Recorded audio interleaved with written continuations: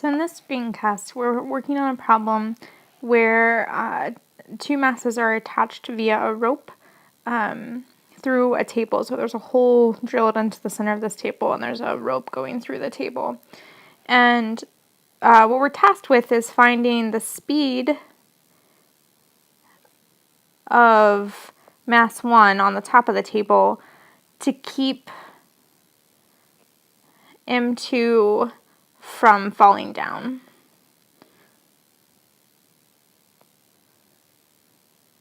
So this is the same problem we ended class with on Monday. And so just like we did in class, the first step here is to draw the free body diagrams. So the free body diagram for mass 1, we have the force normal of the table on mass 1, and we have the gravitational force of the earth on mass 1. And this should be actually equal and opposite. And then we also have this force tension of the rope on mass 1. Okay, for mass 2, what we have is just the force gravity of Earth on mass 2 and the force tension of the rope on mass 2. Okay, and what we'll use here is we know that in order for a rope to stay taut, the force tension on the rope on mass 1 must be equal in magnitude to the force tension of the rope on mass 2. Okay, so we've set up our free body diagrams, we know some information. So now what we want to think about is, what do these free body diagrams tell us?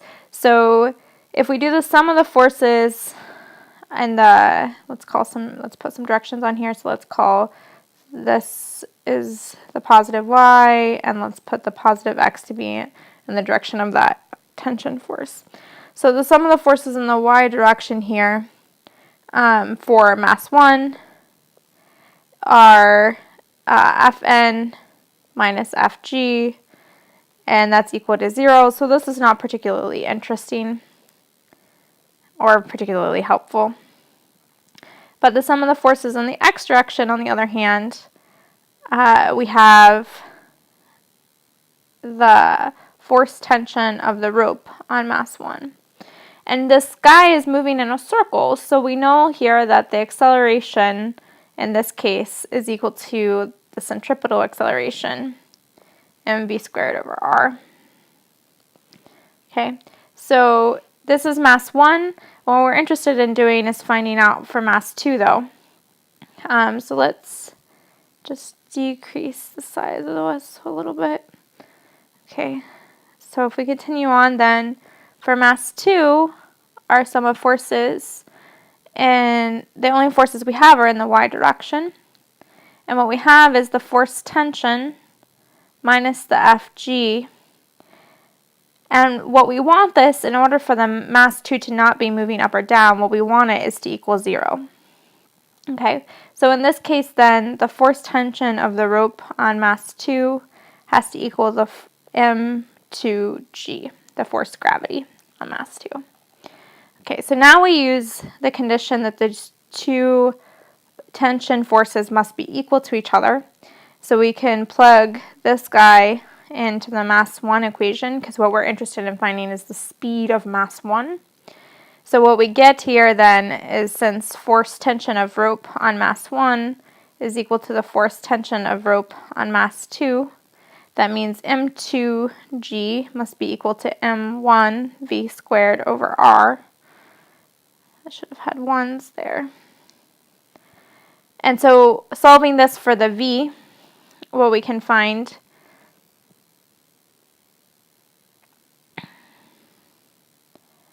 for solving this for the v is that m2 over m1 gr is equal to v squared.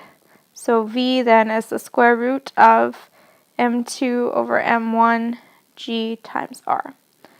And so this is the speed that mass 1 would have to move in order to keep M2 from moving down. Now we could think about, well, what would happen, what if M2 starts to move down? Well, we'd solve this problem exactly the same way, except for what would change is that instead of setting the sum of the forces equal to 0 for mass 2, we'd have some ma, some acceleration as the block 2 moves down. So if this were the case, we would go about exactly the same way, but we'd have some value for mass times acceleration here if m2 was falling downward. All right, and that's the end of the screencast.